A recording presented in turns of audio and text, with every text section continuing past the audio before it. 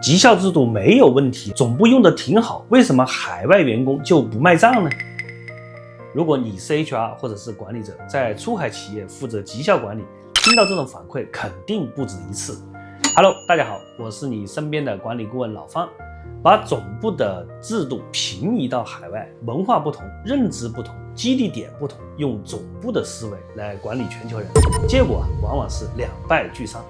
今天我们就一起来聊聊出海企业的绩效机制到底该怎么设计，才能既稳住本地员工，又不至于冲突总部的文化。废话不多说，我们现在开始。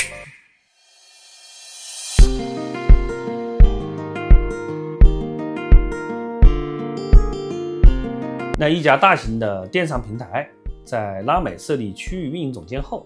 沿用的是总部绩效管理的模式，其中包括打分制、排名制、强制分布法，并且严格执行月度考评加上季度评估的模式。结果3个月后出现了一系列的问题。那首先是本地员工开始对其表态，不提真实的想法，只是为了拿好的分数。其次是一些高绩效的本地员工突然离职了，反馈的是公司缺乏人情味，那最终导致团队之间竞争关系严重，氛围紧张，整个协同效率急剧下降，而总部却空口不语。我们只是照搬总部那套，到底哪里出了问题？这个案例说明，其实绩效不只是制度的问题，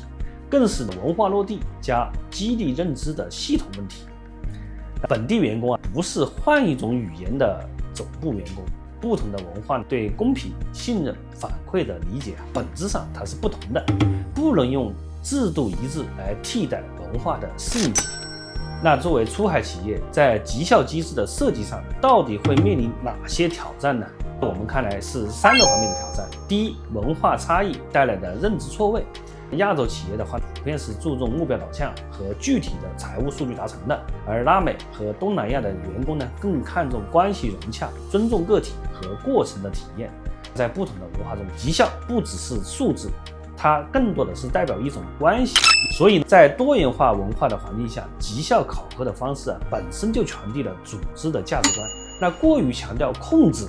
员工只会用应付式的思维来回应制度。第二个挑战是总部机制的管控思维过于强，比如强制打分、KPI 指标化、惩罚导向，那在某些市场会理解为不信任、不尊重，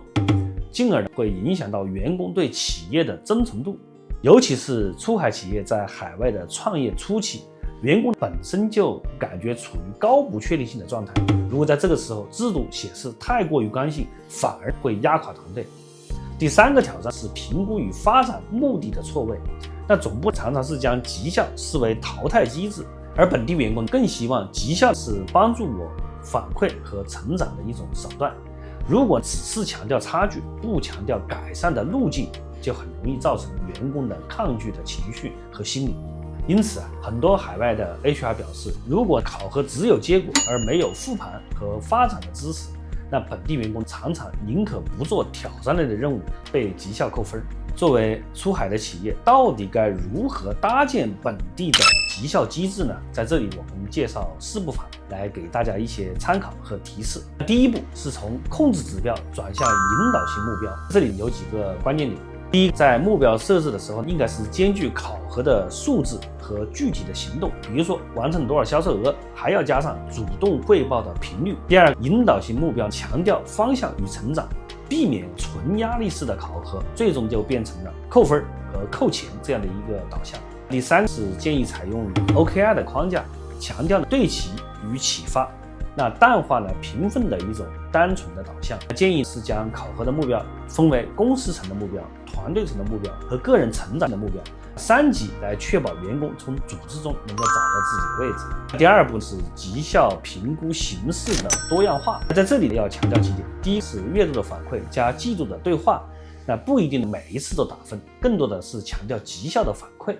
第2是引入自评加主管对话加同事评价，那3角的反馈机制来增强大家的一种参与感。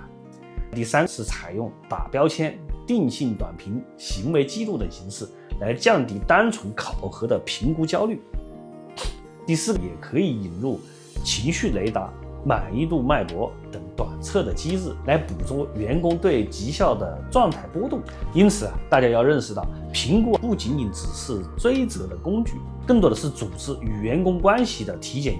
如果只看分数，组织反而会得不到真实的反馈。第3步是将绩效的反馈作为成长的驱动力。那在这里有几个关键点，第一是每次反馈必须包含优点识别加改进建议，这样子来讲，优点和缺点的同时呈现，让我们的反馈更加全面。第二是鼓励主管提问而并非评价，比如说你觉得这次挑战中最难的地方是什么？那这样子的开放性的问题能够鼓励大家更多的参与和发言，体现出真实的想法。第3是建议附带下一步的提升建议，不能只说问题还说下一步建议怎么改，基本上这种模式就是一页纸说清楚就可以了。第4个方面是鼓励员工提出自主的学习计划，建立员工自发型的绩效发展档案，把员工工作中的不足反馈给他了，更多的是鼓励员工能够基于绩效的反馈